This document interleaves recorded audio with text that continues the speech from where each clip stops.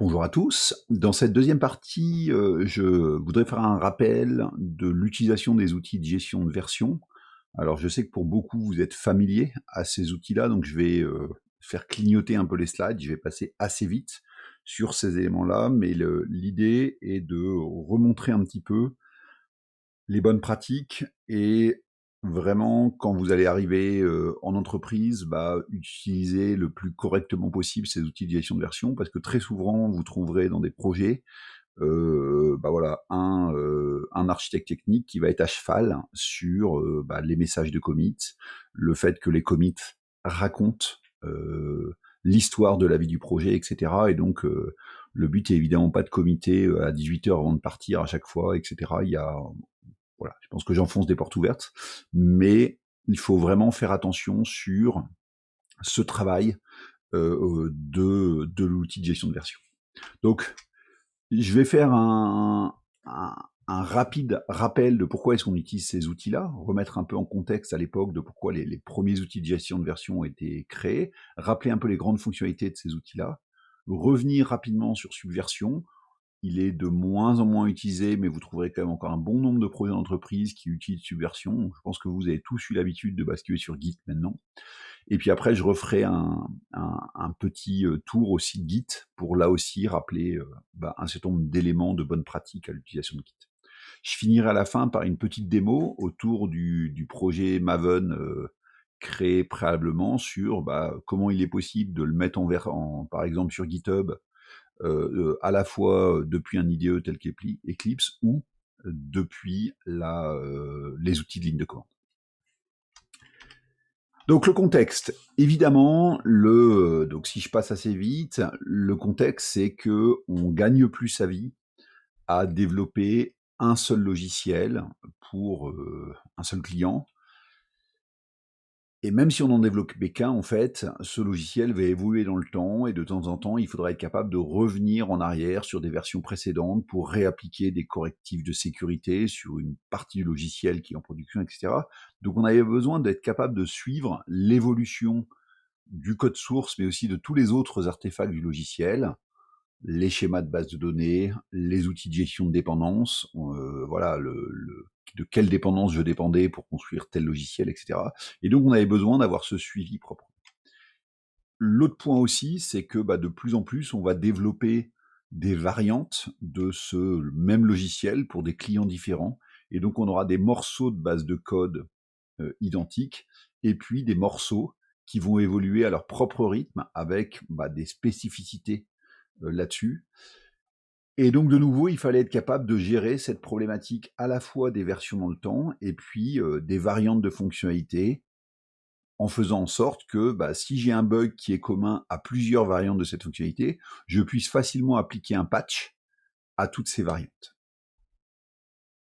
Donc voilà, ça c'est des travaux qui commencent à remonter un peu, avec un papier de référence il y a un peu plus de 25 ans qui montre bien toute la problématique de la gestion de configuration quand on fait du développement logiciel, en disant qu'il y a 3 axes principaux à gérer, toutes les problématiques de l'évolution dans le temps, toute la problématique du fait qu'on ait plusieurs développeurs, plusieurs personnes à travailler autour de ce développement logiciel. Et donc souvent, on a cette problématique à gérer de gérer les activités concurrentes pour pouvoir verrouiller une partie du code source, etc. Et puis, ce qu'on vient de dire juste avant, la variabilité du logiciel, la gestion un peu de ce que vous verrez en IDM avec sur la partie gestion des lignes de produit. Et donc, le but de tous les outils de gestion de version, ça va être de simplifier ces trois problématiques-là, quand on travaille en équipe sur des logiciels qui vont évoluer dans le temps et sur lesquels, entre autres, on va pouvoir avoir des fonctionnalités différentes sur les clients. Qu'on soit clair, il n'est pas nécessaire de rencontrer ces trois problématiques pour avoir besoin d'un outil de gestion de version. Même si vous êtes tout seul, donc il n'y a pas d'activité concurrente que vous développez que pour un seul client, c'est toujours intéressant d'utiliser un outil de gestion de version. Et c'est pour ça qu'on vous incitera cette année à utiliser sans arrêt dans vos développements le moindre TP, un repo Git pour mettre en version, etc. Vous partagez le code. Donc N'ayez crainte pour ceux qui en auraient fait un peu moins. On répondra aux questions si de temps en temps, vous avez quelque chose qui marche pas sur votre repo Git, vous avez des conflits que vous comprenez pas. Profitez aussi des TP pour acquérir de l'expérience sur cette utilisation-là, si certains ont moins pratiqué. En tout cas, ce qui est sûr cette année, c'est qu'évidemment, il ne sera pas imaginable de rendre en retard un TP ou une partie de projet en disant j'ai tout perdu hier soir. Voilà, si vous avez tout perdu, c'est qu'il y a eu une faute dite grave dans la façon dont vous avez travaillé, et entre autres que vous n'avez pas utilisé un outil de gestion de version propre. Donc on a un GitLab balistique, vous pouvez utiliser GitHub, il y a des comptes privés sur GitHub, il y a plein de forges en ligne qui sont utilisables. Donc prenez l'habitude très très vite d'utiliser ces forges en ligne. Alors, c'est quoi la complexité autour de ça? Donc, en software engineering, on aime bien mettre des gros chiffres, et donc, si on regarde un petit peu, imaginons qu'on développe un logiciel où on a une hétérogénéité au niveau hardware, au niveau de la façon de gérer la partie système distribué, au niveau de l'operating system, au niveau des différentes fonctionnalités qu'on veut intégrer, dans les différentes langues, la gestion des langues, etc. Quand on multiplie tout ça, très très vite, on a une explosion combinatoire du nombre de logiciels potentiels à développer. Et donc, ce qui est très clair, c'est qu'il ne va pas être imaginable de développer une version différente du logiciel pour chaque client de manière complètement indépendante. On a besoin comme ça d'outils qui vont nous aider à travailler de cette façon.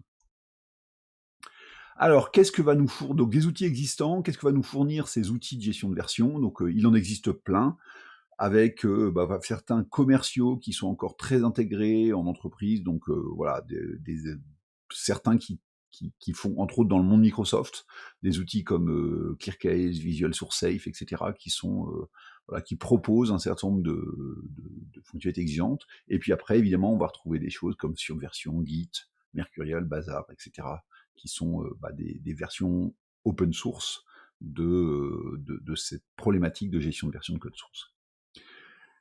Pourquoi on va utiliser ça? Je me répète, travailler à plusieurs sur les mêmes fichiers en même temps. C'est ça le but. Et puis gérer les versions des sources en développement. L'avantage de ces outils-là, c'est qu'ils vont nous permettre de mettre des tags symboliques. À quoi vont nous servir ces tags symboliques? Imaginons que vous avez fait une démo à un instant T à votre responsable de stage, etc. Et s'il revient un mois et demi après en me disant « Ah, tu peux me remonter la démo », ce sera vu comme une faute de dire « Ah non, là, il y a un mois et demi, le code a changé, moi je suis incapable de te la refaire, la démo, il y a au moins 5 jours de travail pour la remonter ». Non, on peut taguer à un moment l'ensemble des artefacts qui ont servi au développement, donc il n'y a pas de raison, voilà, c'est très simple de pouvoir revenir à des versions précédentes. On peut évidemment faire des comparaisons entre versions pour comprendre les différences un peu précisément et puis faire de la révision, voir un peu les modifications qui étaient apportées. On peut avoir des lignes de développement multiples en une seule base de code, donc avoir différentes branches en disant ça c'est une fonctionnalité qui n'est que pour tel client, celle-ci que pour tel autre, ou que pour telle version, celle-ci que pour telle autre. Certaines proposent des gestions assez fines des fichiers binaires, assez. Voilà, ça c'est les différences entre les différents outils de gestion de version. On verra que dans Git SVN, par exemple, c'est assez pauvre. Ça veut dire que si vous committez deux fichiers Word, en fait, il n'y a pas d'historique entre ces fichiers Word. Ils sont considérés comme un incrément, mais on n'est pas capable de faire un diff pour savoir exactement quelle partie du texte Word a été modifiée dans des outils comme SVN et Git. Ils peuvent permettre de faire des envois d'événements, donc on va pouvoir par exemple envoyer des mails, c'est assez classique, quand un commit est envoyé sous SVN ou autre, ce qui permet aussi de déclencher ce qu'on verra juste après, c'est-à-dire toute la problématique de l'intégration continue. Et puis ça va permettre de faire des copies de sauvegarde et autres. Ce que ça ne fait pas, évidemment, ce ne sont pas des outils de construction. On a vu Maven juste avant.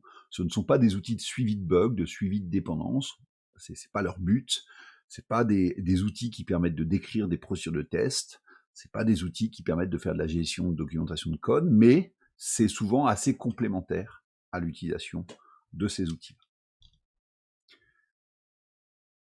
La plupart de ces outils sont disponibles au travers de Forge. Donc, par exemple, des choses comme GitHub, GitLab offrent des services en ligne avec l'intégration en plus d'outils de gestion de bugs, de gestion de projets, etc.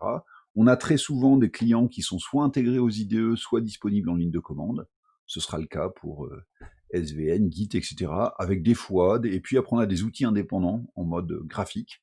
Pour ceux qui ont déjà installé leur portable, vous avez dû voir que je pousse à l'utilisation d'un outil comme ça graphique pour ceux qui le souhaitent, qui est non intégré aux IDE.